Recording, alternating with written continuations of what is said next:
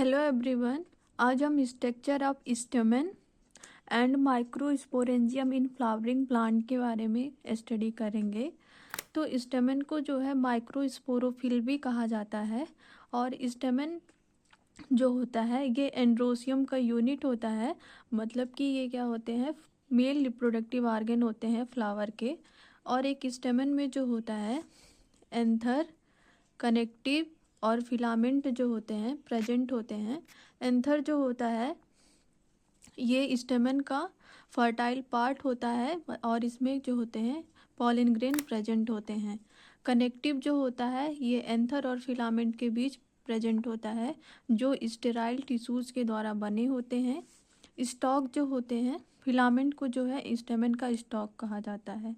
ठीक, अब हम एंथर का जो है 3 डायमेंशनल कट सेक्शन को देखें तो मोस्टली एंथर जो होते हैं बाइलोब्ड डाइथिकस टेट्रास्पोरेंजिएट कंडीशन में देखने को मिलते हैं। मतलब कि उसमें क्या होगा, 2 लोब प्रेजेंट होंगे। पॉलन सीक का मतलब क्या होता है, माइक्रोस्पोरेंजिया। और इसमें क्या होगा, 4 माइक्रोस्पोरेंजिया प्रेजेंट होगा और प्रत्येक माइक्रोस्पोरेंजिया में एक एक पॉलन ग्रेन प्रेजेंट होंगे। इसी प्रकार 4 पॉलन ग्रेन प्रेजेंट होते हैं। लेकिन मालवेसी फैमिली में जैसे कि हिबिस्कस हो गया, उसमें जो एंथर होता है वो मोनोलोब्ड, मोनोथीकस और बाइस्पोरेंजिएट कंडीशन में देखने को मिलता है।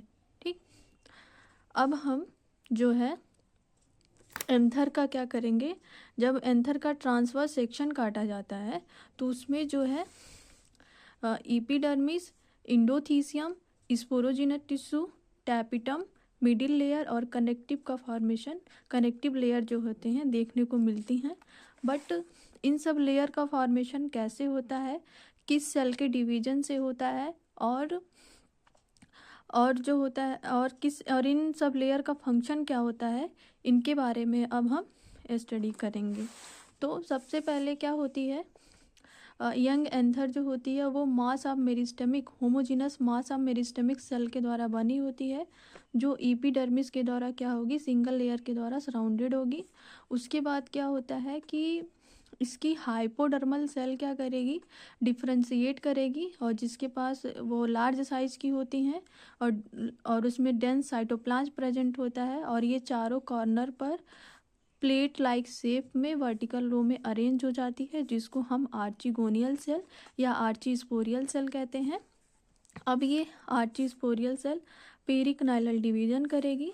पेरिकनाइलल डिवीजन के फलस्वरूप जो होता है प्राइमरी पेराइटल सेल आउटर की तरफ फॉर्मेशन होता है। प्राइमरी स्पोरोजिनस सेल का फॉर्मेशन इनर साइड में होता है। ये प्राइमरी पेराइटल सेल जो होती है ये वॉल ऑफ एंथर का फॉर्मेशन करती है और जैसा कि अभी हम डायग्राम में देखेंगे। और प्राइमरी स्पोरोजिनस सेल जो होती है ये माइक्रोस्पोर मदर सेल की तरह फंक्शन करती है जो डिप्लॉयड इन नेचर होती है और ये स्पोरिक मियोसिस करके माइक्रोस्पोर या पॉलन ग्रेन का फॉर्मेशन करेगी जो हैप्लॉयड इन नेचर होगा और 4 पॉलन ग्रेन का फॉर्मेशन होता है। ठीक, हमने देखा अभी डायग्राम में कि जो प्राइमरी पेराइटल सेल थी वो वॉल ऑफ एंथर का फॉर्मेशन कर रही थी।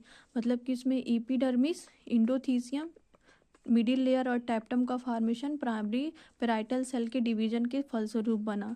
अब ये एपिडर्मिस क्या होते हैं, ये जो होते हैं सबसे आउटर लेयर होता है एंथर का। उसके बाद आता है इंडोथीसियम। इंडोथीसियम जो होते हैं ये हाइग्रोस्कोपिक नेचर के होते हैं, मतलब कि ये इन्वायरमेंट से वाटर को एब्जॉर्ब कर सकते हैं। और इंडोथीसियम में जो है फाइब्रस थिकनिंग बैंड प्रेजेंट होगा जो अल्फा सेलुलोज के द्वारा बना होगा, जिनका इम्पॉर्टेंट रोल क्या होता है एंथर के डेhiscence में। उसके बाद आता है मिडिल लेयर। मिडिल लेयर जो होते हैं ये सिंगल लेयर के फॉर्म में भी प्रेजेंट होंगे या फिर इसमें एक मल्टीपल लेयर भी प्रेजेंट हो सकता है। अगर ये सिंगल लेयर जो होता है मोस्ट कॉमन होता है, लेकिन निकोटीना में जो होता है मल्टीपल लेयर के फॉर्म में मिडिल लेयर प्रेजेंट होता है। ठीक है, इनका माइनर रोल होता है नरिशमेंट प्रोवाइड करने का, माइनर रोल।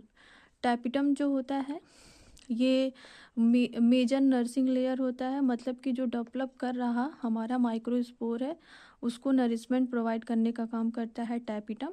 और टैपिटम जो होता है 2 प्रकार का होता है, सेक्रेटरी टैपिटम और अमीबॉयड टैपिटम। सेक्रेटरी टैपिटम जो होता है स्पोरोपोलिनिन को सिक्रीट करता है, साथ ही साथ बहुत सारे जैसे कि कैलेज एंजाइम का भी फॉर्मेशन करता है।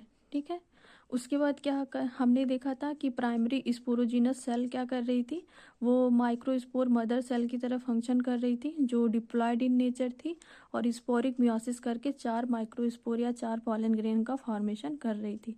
अब हम अगर केवल एक एंथर की स्ट्रक्चर को देखें तो उसमें कुछ ऐसा स्ट्रक्चर दिखता है। एक क्या है, ये इनलार्ज व्यू ऑफ 1 माइक्रोस्पोरेंजिया, केवल एक माइक्रोस्पोरेंजिया के स्ट्रक्चर को देखें तो हमें जो है ये ऐसे स्ट्रक्चर देखने को मिलेंगे इनलार्ज व्यू में। Epidermis, endothecium, middle layer, tapetum और माइक्रोस्पोर मदर सेल। हमने इन सब के फंक्शन के बारे में भी पढ़ा। ये एपिथीसियम हाइग्रोस्कोपिक नेचर का होगा और जो एंथर के डाइसेंस में हेल्प करेंगे। मिडिल लेयर जो होते हैं ये सिंगल या मल्टीपल लेयर के भी हो सकते हैं। मल्टीपल लेयर जो होता है निकोटिना प्लांट में देखने को मिलता है। टैपिटम जो है जो डेवलप कर रहा है हमारा माइक्रोस्पोर है, उसको क्या करता है, नरिशमेंट प्रोवाइड करता है। माइक्रोस्पोर मदर सेल क्या होती है, स्पोरिक मियोसिस करके 4 माइक्रोस्पोर या पॉलन ग्रेन का फॉर्मेशन करेगी। तो हमने ओवरऑल जो है स्ट्रक्चर ऑफ स्टेमन या microsporophyll and microsporangia in angiospermic plant के बारे में पढ़ा डायग्राम के थ्रू। Thank you.